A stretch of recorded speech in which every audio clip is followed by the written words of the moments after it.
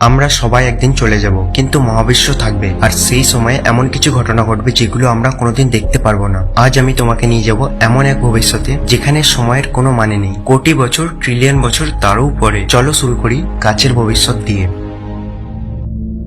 জুপিটারের great red spot একটা বিশাল ঝড়। এটা পৃথিবীর চেয়েও বড়, আর বাতাসের গতি ঘন্টায় প্রায় 1000 কিলোমিটার। এই ঝড় অন্তত 200 বছর ধরে চলছে, কিন্তু আগে এটা আরো বড় ছিল। 1800 সালে এটা আজকের চেয়ে প্রায় 4 গুণ বেশি বড় ছিল। এখন এটা প্রতি বছর ছোট হচ্ছে। পৃথিবীর ঝড় কয়েক সপ্তাহে শেষ হয়, কিন্তু এই ঝড় শতাব্দীর পর শতাব্দী ধরে চলছে। তবুও একদিন এটা নিঃশব্দে মিলিয়ে যাবে। মহাবিশ্বে কিছুই চিরকাল থাকে না।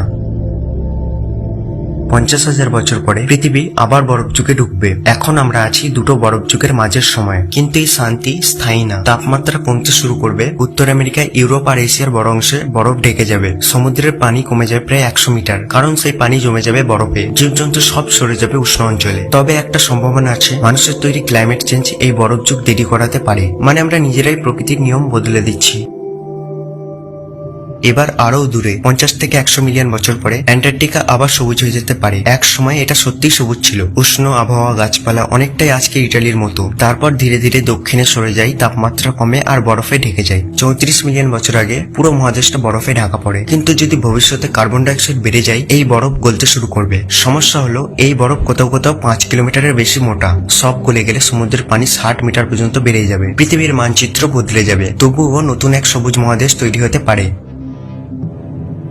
250 মিলিয়ন বছর পরে পৃথিবীর সব মহাদেশ আবার একসাথে জুড়ে যাবে। তৈরি হবে নতুন সুপার কন্টিনেন্ট প্যানজিয়া আল্টিমা। অস্ট্রেলিয়া চলে আসবে চায়নার পাশে, আমেরিকা জুড়ে যাবে আফ্রিকার সাথে, আফ্রিকা ধাক্কা মারবে ইউরোপে। এই সংঘর্ষে বিশাল পর্বতমালা তৈরি হবে, কিন্তু এই পৃথিবী হবে অসহ্য গরম। ভলক্যানো থেকে বের হওয়া কার্বন ডাইঅক্সাইড তাপমাত্রা নিয়ে যাবে 40 থেকে 50 ডিগ্রিতে। উচ্চ আর্দ্রতায় স্তন্যপায়ী প্রাণীর বেঁচে থাকা কঠিন হবে। পৃথিবী থাকবে, কিন্তু আমাদের জন্য না। 1 বিলিয়ন বছর পরে সূর্য আরো উজ্জ্বল হয়ে উঠবে। প্রতি 1 বিলিয়নে প্রায় 10% উজ্জ্বলতা বাড়বে। এই বাড়তি তাপে শুরু হবে রানওয়ে গ্রিন হাউস ইফেক্ট। সমুদ্রের পানি বাষ্প হয়ে যাবে, গাছপালা সব মরে যাবে, ফটোসিনথেসিস বন্ধ হবে, অক্সিজেন উৎপাদন থেমে যাবে। পৃথিবী হয়ে যাবে শুকনো মৃত এক গ্রহ, ঠিক যেমনটা হয়েছে ভেনাসে।